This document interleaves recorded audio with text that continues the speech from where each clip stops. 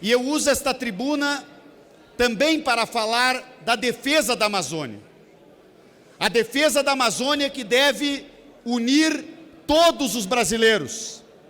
A defesa da Amazônia, que é um tema geopolítico estratégico, um tema ambiental da mais absoluta importância, um tema econômico decisivo para o nosso país. E, infelizmente, na minha avaliação, e de milhões de brasileiros, de milhões de pessoas pelo mundo afora, a nossa Amazônia entrou num período agudo de crise com a ampliação absurda do desmatamento e das queimadas. Os dados, deputado Trade, são insofismáveis. Se reunirmos cientistas brasileiros das mais diferentes áreas, que têm interface com o tema, Amazônia, desmatamento, água, meio ambiente, a concordância é quase total, para não dizer total. Veja este gráfico. Aqui está o salto do percentual de focos de queimadas na Amazônia, que em 2019 mais do que duplica em relação a outros períodos.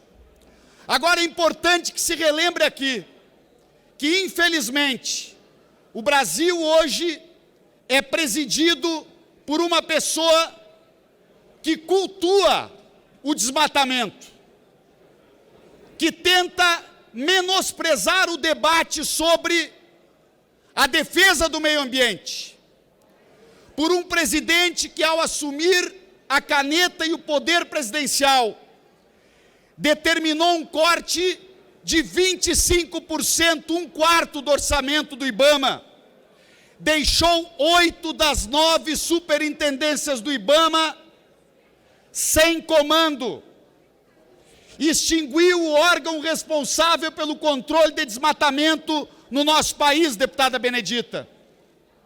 E mais do que isso, numa entrevista atrás da outra, incentiva o desmatamento e as queimadas, confunde e tenta trazer aquela visão atrasada de desenvolvimento econômico, de que o Brasil deveria desmatar e queimar a Amazônia para crescer a sua atividade agrícola.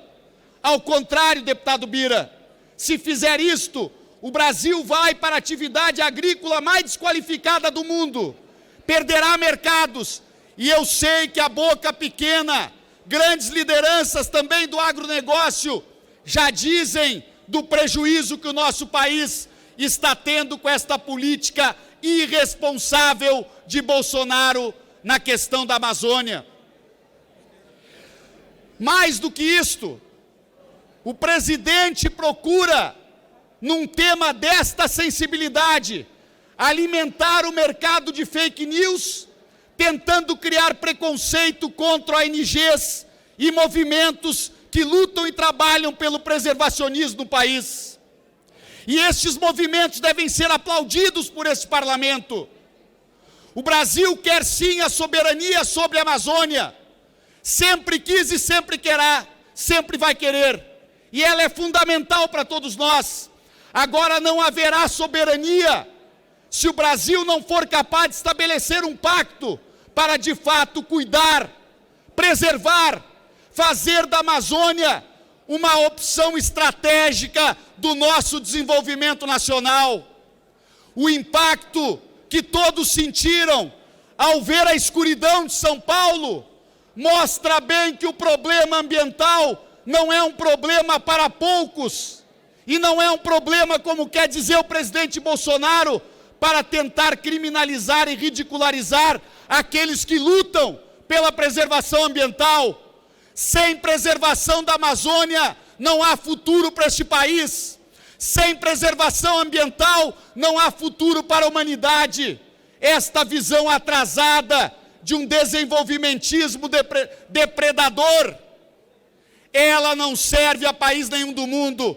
O Brasil está perdendo mercados, o Brasil está perdendo recursos, o Brasil está assistindo a destruição de um dos maiores, se não o maior patrimônio estratégico deste país. Eu quero pedir aos deputados de todos os partidos que levantem a sua voz contra a destruição da Amazônia. Parem de incentivar a ação criminosa de desmatadores. Parem de incentivar o fim dos mecanismos de fiscalização que protegem a sociedade brasileira.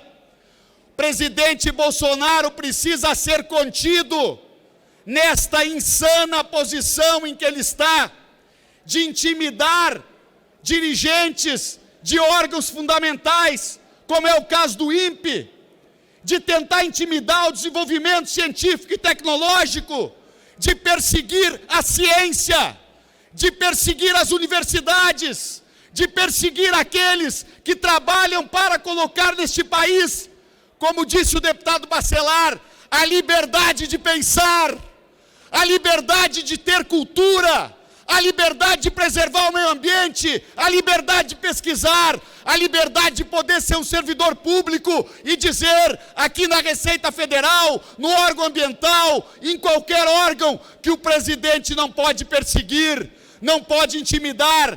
Salvar a Amazônia é uma obrigação de todos nós brasileiros. É para esta luta que nós estamos aqui.